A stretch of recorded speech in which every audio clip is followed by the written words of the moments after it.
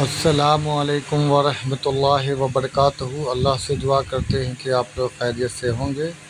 غیر مسلم عورت کے ساتھ نکاح کرنا اور سنی اور سیاہ کا آپس میں نکاح کرنا، تو اس بارے میں جو ہے انجینئر محمد علی مرزا نے قرآن کے حوالے سے کچھ باتیں اس نکاح کے متعلق بتائی ہے، اور آپ کو بھی اس ویڈیو میں پتہ چل جائے گا جو مشرک سے نکاح کا معاملہ ہے وہ کیا ہے، اور پورے تفصیل کے ساتھ انہوں نے آپ کے سامنے یہ باتیں رکھی ہیں۔ اور یہ جو نکاح کا معاملہ ہے بالکل آپ کو پتہ ہونا چاہیے، کیونکہ یہ زندگی بھر کا ساتھ ہوتا ہے، دو جسم ایک جاں ہوتے ہیں۔ تو اللہ سے ہم سب یہی دعا کرتے ہیں کہ اللہ تعالیٰ ہم سب کو ہدایت کے راستے پر چلائے، اور جو صحیح نکاح کا معاملہ ہے اس پر ہم سب کو عمل کرنے کی توفیق عطا فرمائے۔ آمین ثم آمین۔ قرآن میں اہل کتاب کی عورتوں کے ساتھ نکاح کو مومن مردوں کے لیے حلال قرار دیا گیا، مگر دوسری طرف قرآن میں مومنین کو تاکیدگی کی گئی کہ مشرک عورتوں کے ساتھ نکاح نہ کریں۔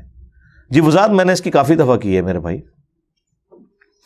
قرآن بت پرست مشرک اور اہل کتاب مشرک میں فرق کرتا ہے۔ سورۃ البقرہ میں آیا نا کہ آپ نکاح نہیں کر سکتے مشرکہ کے ساتھ، لیکن سورہ المائدہ فائنل سورت ہے۔ سورہ بقرہ تو غزوہ بدر کے فوراً بعد نازل ہوئی ہے نا، سورہ مائدہ جو ہے وہ شریعت محمدیہ کے فائنل احکامات ہیں۔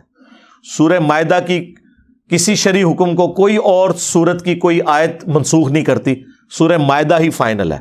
سورہ مائدہ میں سٹارٹ ہی میں اللہ تعالیٰ نے فرما دیا آج کے دن تمہارے لیے اہل کتاب کا کھانا بھی حلال کر دیا گیا ہے، جو ذبیحہ ہو اللہ کے نام کا، ان کی عورتیں بھی حلال ہو گئی۔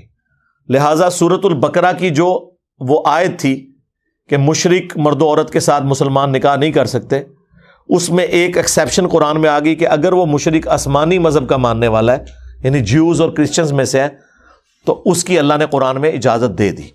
فائنل سورۃ المائدہ ہے۔ ویسے تو یہ ناسخ و منسوخ نہیں ہے، یہ ایکسیپشن ہے۔ وہ حکم آج تک باقی ہے کہ مشرک کے ساتھ نکاح نہیں ہوگا، لیکن اس مشرک سے مراد ادر دین اہل کتاب ہے۔ ایک صحابی کا تفرد ہے اس میں، عبداللہ بن عمر کا۔ وہ بخاری میں آتا ہے کہ عبداللہ بن عمر یہ کہتے تھے میرے نزدیک اس سے بڑا کوئی شرک نہیں کہ کوئی عیسیٰ ابن مریم کو اللہ کا بیٹا کہے، لہٰذا وہ اہل کتاب عورت کے ساتھ نکاح کو بھی حرام سمجھتے تھے سورہ البقرہ کی آیت کی وجہ سے، لیکن یہ اجماع صحابہ کے خلاف ہے۔ اسی لیے حافظ ابن کثیر نے تفسیر ابن کثیر میں عبداللہ ابن عمر کا یہ موقف نقل کر کے صحیح بخاری سے باقاعدہ اس پہ بحث کی ہے کہ عبداللہ بن عمر کا یہ موقف جو ہے وہ ایکسیپٹیبل نہیں ہے، اجماع امت کے خلاف ہے۔ صحابہ کرام میں سے کسی نے یہ مطلب نہیں لیا، اور لاجیکلی یہ مطلب بنتا بھی نہیں ہے۔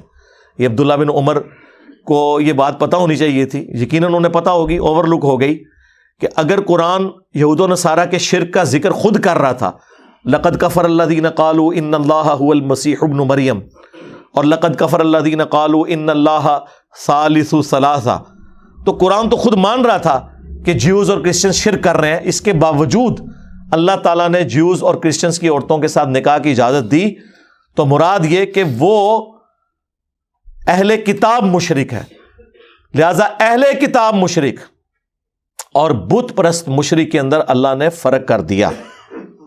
اسی لیے میں کہتا ہوں کہ مسلمانوں تم بھی جو کلمہ گو مشرک ہے اور جو کافر مشرک ہے ان میں فرق کرو۔ اللہ نے اتنا بڑا فرق کر دیا۔ مشرک تو دونوں تھے، لیکن اللہ نے ان کی عورتوں کے ساتھ نکاح کی اجازت دی، یعنی یہود و نصارہ کی بچیوں کے ساتھ نکاح کی اجازت ہے، ہاں سنی کسی شیعہ بچی کے ساتھ نکاح نہیں کر سکتا۔